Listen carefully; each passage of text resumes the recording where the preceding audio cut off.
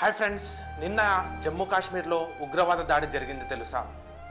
కాశ్మీర్లోని అనంతనాగ్ జిల్లాలోని పహల్గామ్ మినీ స్విట్జర్లాండ్గా పిలిచే ఈ ప్లేస్లో టీఆర్ఎఫ్ లష్కరే తోయిబా ఉగ్రవాదుల అనుబంధ సంస్థ దాడికి పాల్పడింది. కాశ్మీర్ లోయలో పర్యాటక రంగాన్ని దెబ్బతీయడం అనే ఒక ఎజెండాతో ఈ దాడి జరిగింది. 371 ఆర్టికల్కి వ్యతిరేకంగా, వక్ఫ్ బిల్కి వ్యతిరేకంగా, నరేంద్ర మోడీ పాలనకు వ్యతిరేకంగా ఈ దాడి జరిగింది. కాశ్మీర్ని ఇమేజ్ని డ్యామేజ్ చేయడానికి ఈ దాడి జరిగింది.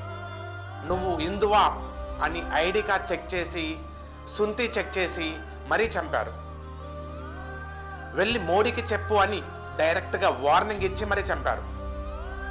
ఉగ్రవాద నియామకాలు, చొరబాట్లు విచ్చలవిడిగా ఇకపై జరుగుతాయని వార్నింగ్ ఇస్తూ మరీ చంపారు. మొత్తం 28 మంది ఇండియన్స్, 2 ఫారినర్స్ చనిపోయారు. మంజునాథ్ అనే కర్ణాటకకు చెందిన వ్యాపారవేత్త కూడా కాల్చి చంపబడ్డాడు.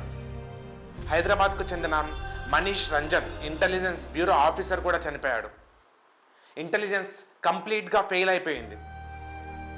హిందువుల మీదనే ఈ ఇంత దాడి ఎందుకు జరుగుతుంది? మొన్న బంగ్లాదేశ్ హిందువులపైన, నేడు కాశ్మీర్లో హిందువులపైన ఎందుకు? ఉగ్రవాదులకి మతంకి సంబంధం లేదంటారే. ఉగ్రవాదులు ఓన్లీ హిందూ మతం అనే ఆధారంగా చేసుకుని ఎందుకు చంపుతున్నారు? ఇలా మతం పేరుతో ఈ మారణిక హోమం ఎందుకు జరుగుతుంది? ఈ మారణ హోమం ఆపాలంటే మనం ఏం చేయాలి? ఉగ్రవాదులు ముస్లిం మతానికి చెందడం వల్ల మనమందరం ముస్లింకి చెడ్డ పేరు ఆపాదిస్తున్నాం. కానీ ముస్లింలలో కూడా చాలా మంచి వాళ్ళు ఉన్నారు.